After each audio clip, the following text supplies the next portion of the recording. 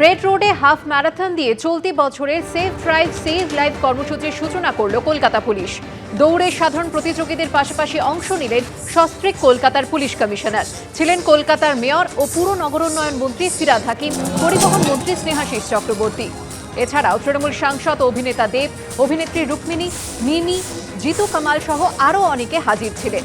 কলকাতা পুলিশের হাফ ম্যারাথনে ছিল 4টি বিভাগ, 5, 10 ও 21 কিলোমিটার এবং বিশেষভাবে সক্ষমদের জন্য আলাদা বিভাগ ছিল। প্রায় 15,000 প্রতিযোগী অংশ নেন এই হাফ ম্যারাথনে। এই প্রতিযোগিতায় প্রথম 3 জন অগস্টে কোরিয়ায় ওয়ার্ল্ড অ্যাথলেটিক্স মাস্টার টুর্নামেন্টের জন্য কোয়ালিফাই করবেন।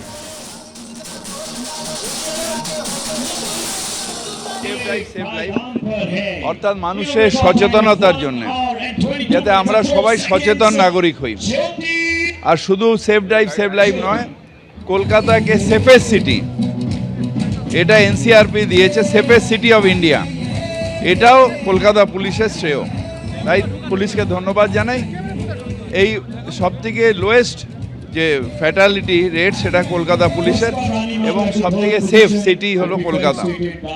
এইটা এই সচেতনতা বৃদ্ধির জন্যই এই রান, সেটা আমরা সবাই মিলে এনজয় করছি।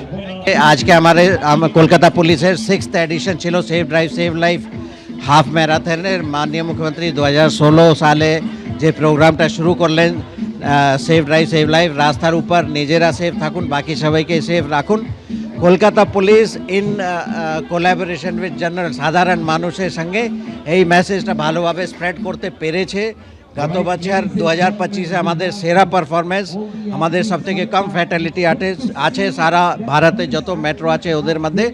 তো এই মেসেজটা আস্তে আস্তে স্প্রেড করছে, পাবলিক অ্যাওয়্যার হচ্ছে, অ্যান্ড এইটাই মানে মেন উদ্দেশ্য আছে দ্যাট অ্যাওয়ারনেস আরও বাড়ে অ্যান্ড রাস্তার উপর বাকি সবাই সেফ থাকেন।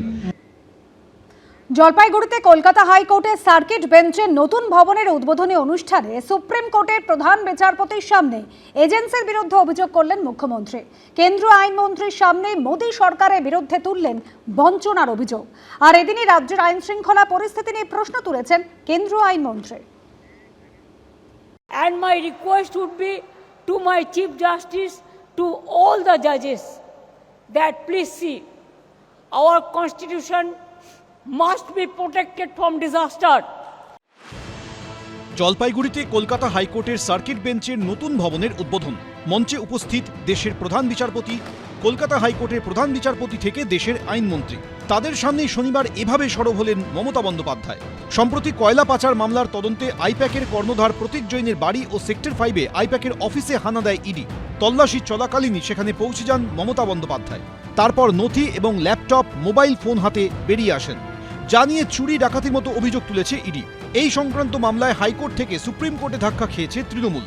এর মধ্যে শনিবার কলকাতা হাইকোর্টের সার্কিট বেঞ্চের নতুন ভবনের উদ্বোধনী অনুষ্ঠানে সুপ্রিম কোর্টের প্রধান বিচারপতি সূর্যকান্তের সামনেই এজেন্সির বিরুদ্ধে অভিযোগ তুললেন মুখ্যমন্ত্রী। There are so many agencies are defaming, deliberate attempt to defame. Please protect the people. I am not saying for me, I am saying save democracy, save people, save judiciary.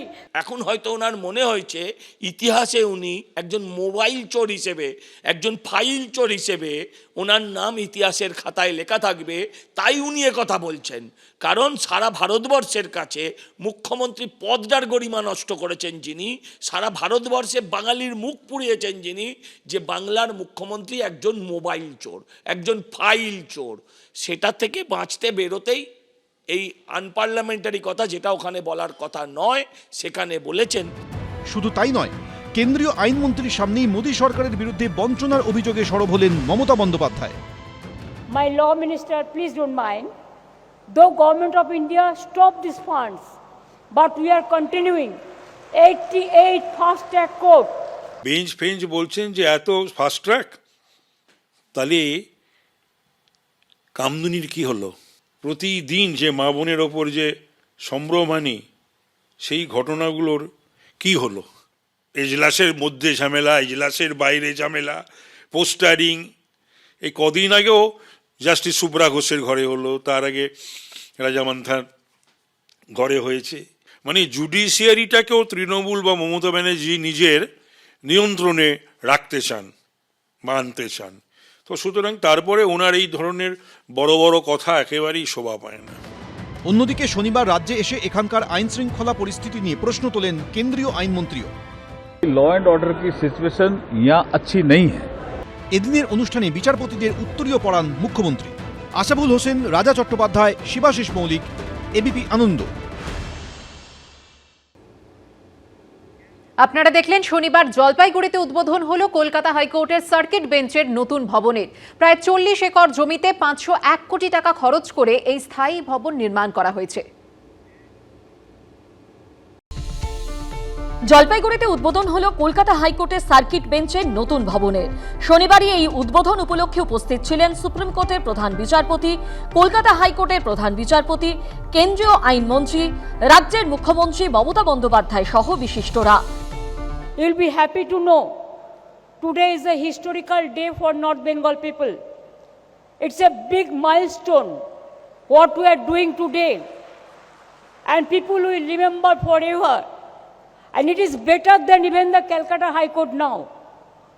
This building, who constructed this building, my many congratulations for them.